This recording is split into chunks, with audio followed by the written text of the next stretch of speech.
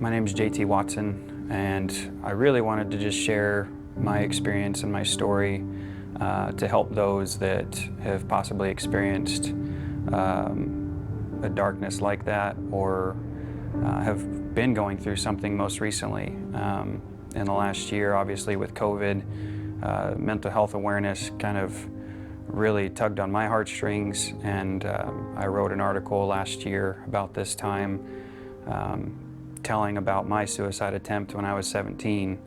And so now I just want to get a visual representation of that, so that people can identify with it, and just normalize talking about those experiences so that people understand that there is help out there. So when I was in high school, about sophomore year, my good friend transferred schools, and so I went into junior year a bit unsettled. Really didn't have a consistent group of friends yet, and it was just very difficult to get connected with a group of people at that time. And you know, your world gets shaken up when you're at that age, and your best friend goes to a different school, and so much so I even tried transferring. Actually, I tried transferring to a couple of different schools, which just didn't work out, and so I attended Battleground for the remainder of my high school career.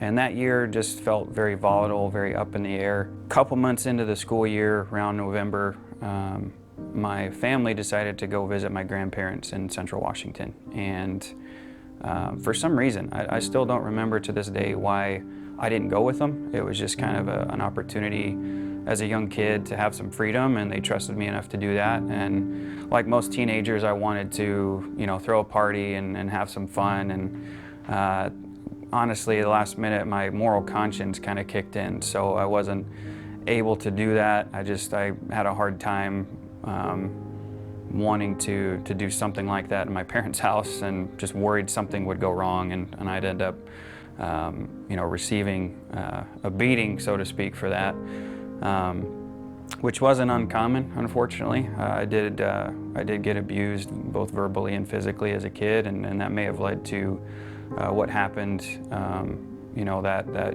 junior year for me in high school. So a few days in, you know, my parents and siblings are out at my grandparents' house, and the freedom kind of started to wear off, and I just started really realizing how alone I felt. And was at that time where, you know, again, I don't have many people I can reach out to, and obviously this is pre-social media. It just was a lot harder. I didn't have my driver's license yet either, so I couldn't really go anywhere or do anything. And it was, I think, the last night before my family came home, and I could just feel these dark thoughts creeping in, and had a hard time fighting them off. And I remember thinking to myself, like, well, if I just sit down and write them out, maybe that'll help. Maybe that'll help these thoughts kind of go away, or I can really write out what's wrong. And so I did that, and it seemed to only make matters worse, because I really struggled with seeing those words on paper and what I was really struggling with. And then at some point mentally, I just kind of felt like I'm a bit out of control. And I turned on every light in the house. I went up to my parents' bedroom, and as it was just kind of a safety for me, I felt more comfort there.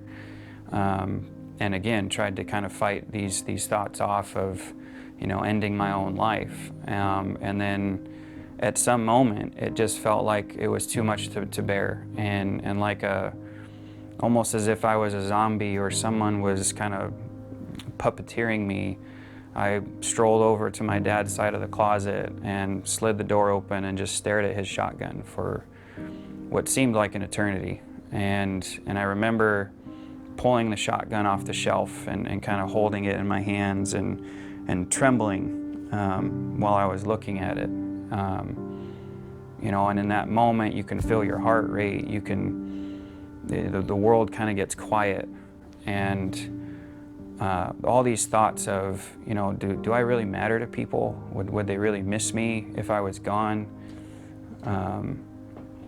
Started to creep in, and just this cloud of darkness was sitting there. and this moment of weakness where I was out of control, almost as if I was watching myself do this.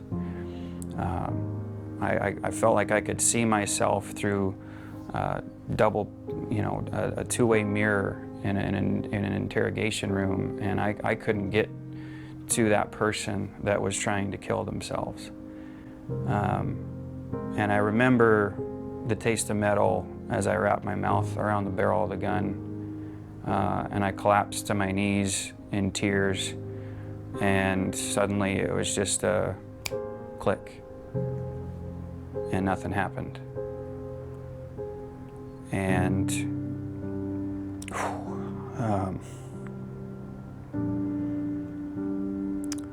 this rush of adrenaline, excuse me,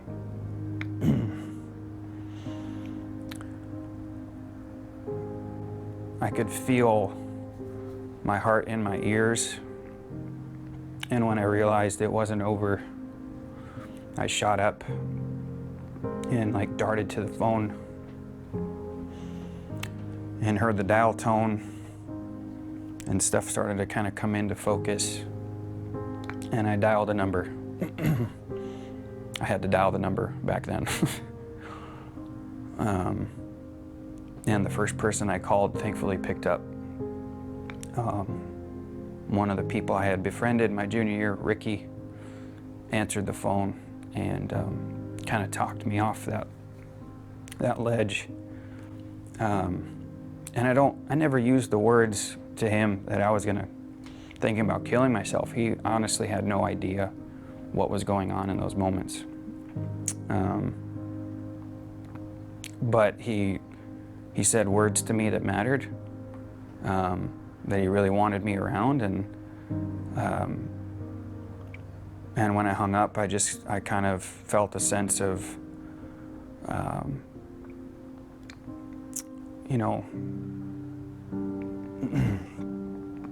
relief. I felt a sense of relief that I was still alive, and I don't know that I ever really knew for certain if that gun was loaded or not. Maybe it was a moment of just testing out the waters. I don't know, but it was enough to jar my system. And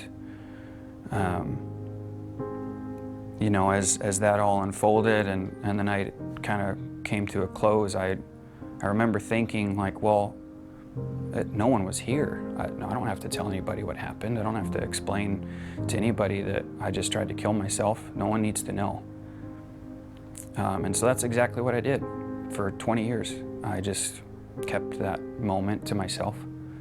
Had maybe let in a few people, knowing that I did struggle during those years and during that specific time. But in general, it was just a moment of weakness that this, cloud of evil tried to capitalize on. And I think in general, looking back over the years, how many times have you heard someone who's killed themselves and people respond like, "Oh, I can't believe that person would do that." And I think I fit that bill. I was a nice kid. I tried to be polite and kind to people. In general, I was a bit of an introvert. Never saw myself as a popular kid.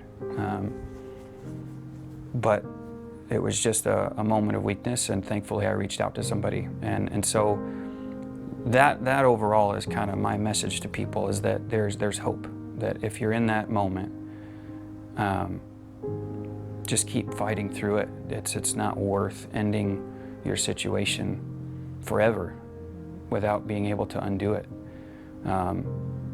I look back over the last 20 years and all the life I've experienced since then. I have 2 beautiful young boys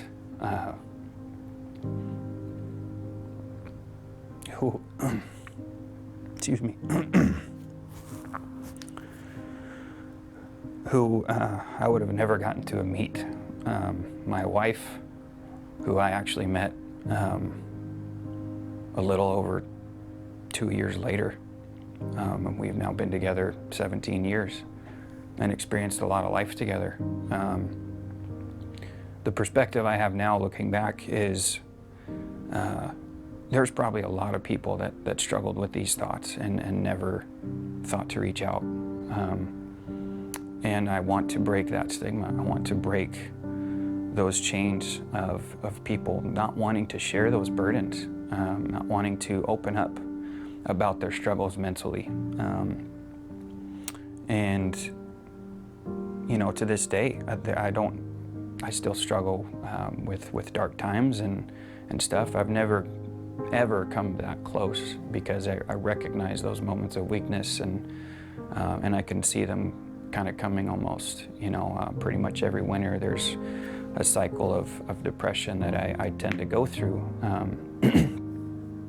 But being able to talk about it, being able to open up and recognize, like, hey, I'm just not doing well, and being okay with not being okay.